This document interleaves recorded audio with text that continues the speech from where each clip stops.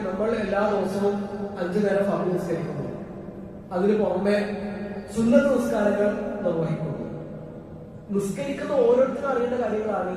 എന്താണ് നിസ്കാരത്തിന്റെ ശബ്ദങ്ങൾ, എന്താണ് നിസ്കാരത്തിന്റെ റുക്നുകൾ, എന്താണ് നിസ്കാരത്തിൽ നിർബന്ധമായി നമ്മൾ ചൊല്ലേണ്ട കാര്യങ്ങൾ, ചെയ്യേണ്ട കാര്യങ്ങൾ. നിസ്കാരം എന്ന് പറഞ്ഞാൽ ചില കാര്യങ്ങളല്ല. നിങ്ങൾ വെറുതെ ആലോചിച്ച് നോക്കുക. ഇസ്ലാം എന്ന് പറഞ്ഞാൽ 5 തൂണുകളിൽ പണിത ഒരു വീടാണെന്ന് സങ്കല്പിക്കുക. അതിലൊരു തൂണേതാണ്, ഒരു തൂണേതാണ് നിസ്കാരമാണ്. ആ തൂണ് കൊണ്ടു പോയാൽ ഈ 5 തൂണ് പ്രധാനപ്പെട്ടതാണ്. അതിൽ ഏറ്റവും പ്രധാനപ്പെട്ട ഒന്നാണ് നിസ്കാരം എന്ന് പറഞ്ഞാൽ. ആ തൂണ് പൊളിഞ്ഞു പോയാൽ പിന്നെ ആ വീടിന്റെ അവസ്ഥ എന്തായി? അള്ളാഹുവിന്റെ റസൂൽ സല്ലല്ലാഹു അലൈഹി വസല്ലം മരണക്കിടക്കയിൽ കിടക്കുകയാണ്.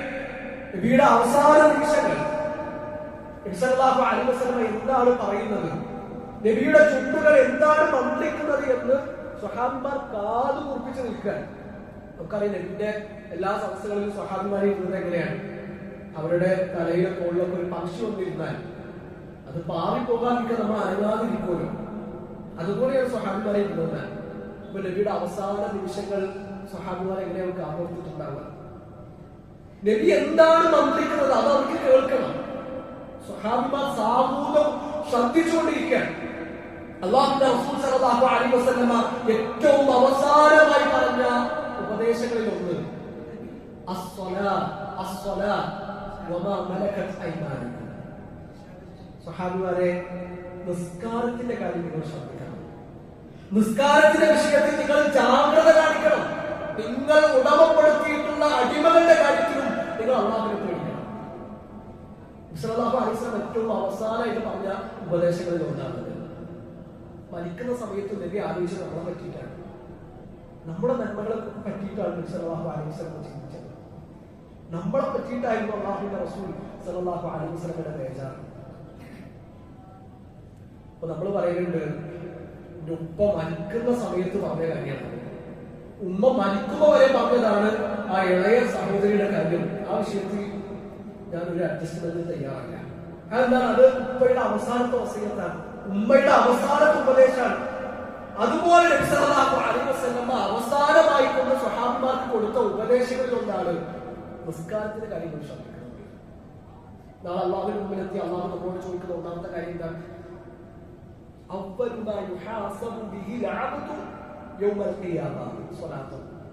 നാളെ അള്ളാഹു നമ്മളോട് ഒന്നാമതായിട്ട് ചോദിക്കുക നമ്മുടെ നിസ്കാരത്തെ പറ്റിയിട്ടാണ്. ആ നിസ്കാരം ക്ലിയർ ആയിരിക്കണം.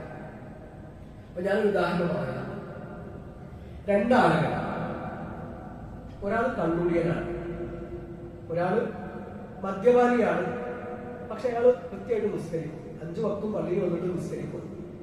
5 വക്തും പള്ളിയിൽ വന്നിട്ട് നിസ്കരിക്കുന്ന ഒരാൾക്ക് മദ്യപിക്കാൻ പറ്റുമെന്നത് വേറെ വിഷയമാണ്. ഇത് ഉദാഹരണമാണ്. അപ്പൊ 5 നേരം പള്ളിയിൽ വരുന്ന ഒരാളാണ്, പക്ഷെ അയാൾ മദ്യപിക്കുന്ന ആളാണ്. രണ്ടാമത്തെ ഒരാൾ ജീവിതത്തിൽ അയാൾ ഒരിക്കൽ പോലും മദ്യം തൊട്ടിട്ടില്ല, ഒരിക്കൽ പോലും കണ്ടുപിടിച്ചിട്ടില്ല. അയാളെ കുറിച്ച് ആർക്കും ഒരു എതിരഭിപ്രായമില്ല. നല്ല പെരുമാറ്റം, നല്ല ഇടപെടൽ, നല്ല മനുഷ്യനാണ്, ആളുകൾ എല്ലാ കാര്യത്തിലും സഹായിക്കുന്നു. എന്നാൽ പ്രിയപ്പെട്ടവരെ, ഇതിൽ ആരാണ് ഏറ്റവും വലിയ അപകടത്തിൽ? ഒരാള് മദ്യപാനിയാണ്, എന്നാൽ അയാൾ നിസ്കാരം നിലനിർത്തും. ഒരാൾ നിസ്കരിക്കുന്നില്ല, ബാക്കി എല്ലാ കാര്യങ്ങളും ക്ലിയറാണ്.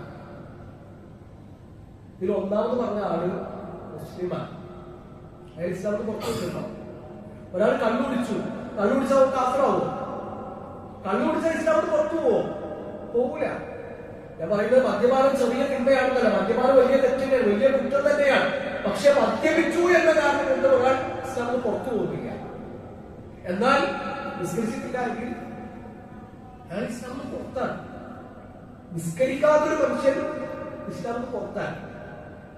ഒരാൾ റമദാനിൽ നോമ്പെടുക്കുന്നില്ല, നോമ്പ് നിർബന്ധം അയാൾ അംഗീകരിക്കുന്നുണ്ട്. നോമ്പ് നിർബന്ധമല്ലായിട്ട് ഒരാൾ വാദിച്ചാൽ കാഫറാണ്, ഇസ്ലാമിന് പുറത്താണ്. എന്നാൽ നോമ്പ് നിർബന്ധം അയാൾക്ക് അറിയാം, പക്ഷെ മടി കാരണം അയാൾ നോമ്പെടുക്കുന്നില്ല, അയാൾ കാഫറാകുന്നില്ല. അയാൾക്ക് കുറ്റമുണ്ട്, വലിയ ശിക്ഷയുണ്ട്, പക്ഷെ അയാൾ ഇസ്ലാമിന് പുറത്തു പോകുന്നില്ല. ഒരാൾക്ക് സക്കാത്ത് നിർബന്ധം അറിയാം, പക്ഷേ അവൻ പിഷ്കനാണ്, സക്കാത്ത് കൊടുക്കൂല. സക്കാത്ത് കൊടുക്കുന്നില്ല എന്ന കാരണം കൊണ്ട് അയാൾ ഇസ്ലാമിന് പുറത്തു പോകുന്നില്ല. അയാൾ ഇസ്ലാമിൽ നിന്ന് പുറത്തു പോകുന്നില്ല. സക്കാത്ത് നിർബന്ധമല്ല എന്ന് വാദിച്ചാൽ ഇസ്ലാമിന് പുറത്താണ്. നിർബന്ധം അയാൾക്ക് അറിയാം, അത് അയാൾ അംഗീകരിക്കുന്നു. അത് അതിന്റെ കൂടെ അയാൾ സക്കാത്ത് കൊടുക്കുന്നില്ല. അതുകൊണ്ട് അയാൾ എന്ത് ചെയ്യില്ല, ഇസ്ലാമിന് പുറത്തു പോകില്ല. ഹജ്ജ് നിർബന്ധം ഒരാൾക്ക് അറിയാം, അയാൾക്ക് സമ്പത്തുണ്ട്, ഹജ്ജ് ചെയ്യാൻ കഴിവുണ്ട്. പക്ഷെ മടി കാരണം, പിശുക്ക് കാരണം ഒരാൾ ഹജ്ജിന് പോകുന്നില്ല. അതുകൊണ്ട് അയാൾ എന്താവില്ല, ഇസ്ലാമിന് പുറത്തു പോകില്ല. എന്നാൽ മടി കാരണം ഒരാൾ നിസ്കരിക്കുന്നില്ല എങ്കിൽ, മടി കാരണം ഒരാൾ നിസ്കാരം ഒഴിവാക്കുന്നുവെങ്കിൽ അയാൾ ഇസ്ലാമിന് പുറത്താണ്, അയാൾ കാഫിറാണ്. അപ്പൊ നമ്മൾ ആലോചിച്ചു നിസ്കാരത്തിന്റെ ഗൗരവം എത്ര വലുതാണ്. നിസ്കരിക്കാത്ത ഒരുത്തന് നമുക്ക് പെണ്ണിട്ടിച്ച് കൊടുക്കാൻ പറ്റൂല. ഓൻ മരിച്ചാൽ ഓനെ കുളിപ്പിക്കാൻ പറ്റൂല, കഫം പൊതിയാൻ പറ്റൂല. ഓന്റെ മയ്യത്ത് കൊണ്ടുപോയിട്ട് ആ മയ്യത്തിനോട് നിസ്കരിക്കാൻ പറ്റൂല. മുസ്ലിങ്ങളെ മറമാടുന്നിടത്ത് ആ മനുഷ്യനെ മറമാടാൻ പറ്റൂല. കാരണം മുസ്ലിമാണ്. ഓ മുസ്ലിം അല്ല, ഓ ഇസ്ലാമിന് പുറത്തു പോയതാണ്, കാഫിറാണ്. അപ്പൊ എത്ര അപകടം നോക്കി.